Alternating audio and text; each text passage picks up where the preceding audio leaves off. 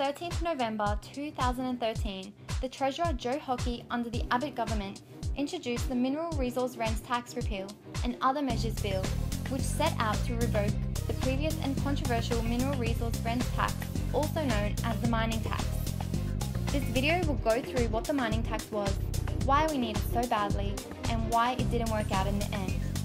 We'll also be going through a possible replacement for the government to consider for a future bill.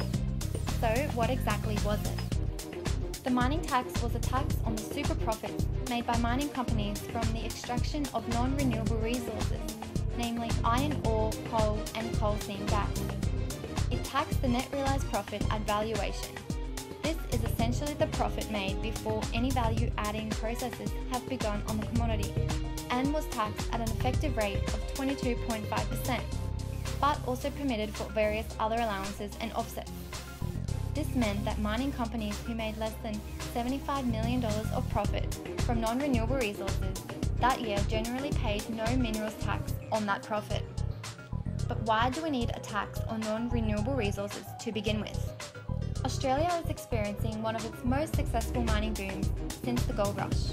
It began mid-2000 due to China, Japan and South Korea's rapid economic growth, and thus the demand for Australian minerals has grown with it. Last year, the mineral resource industry represented over half of all goods and services in Australia, which generated over $121 billion in revenue and provided more than 787,000 jobs across numerous industries. So, where did it all go wrong?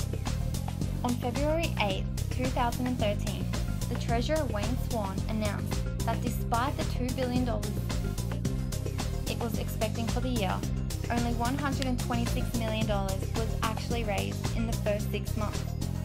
Regardless of the underlying economic instability at the time, it appeared that several flaws in the MRRT itself were to blame.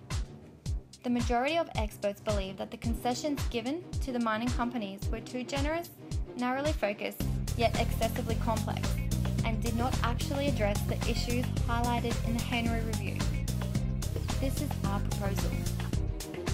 A resource rent tax is definitely the correct approach because it makes the system responsive to changing market conditions and has been proven in the past to be most efficient and effective in terms of flexibility, return, compatibility with natural resource projects.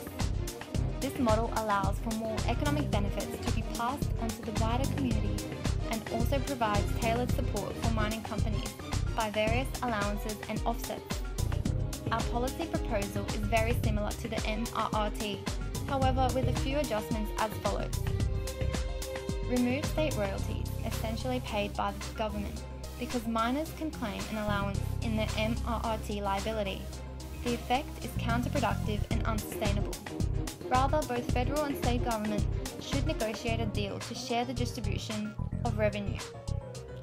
Applicable to all non-renewable resources, the current MRRT's revenue base is very shallow and would be more productive with the wider target. In summary, it's more important now than ever that the success of our mining industry spreads into the wider community to ensure Australia's future for decades to come.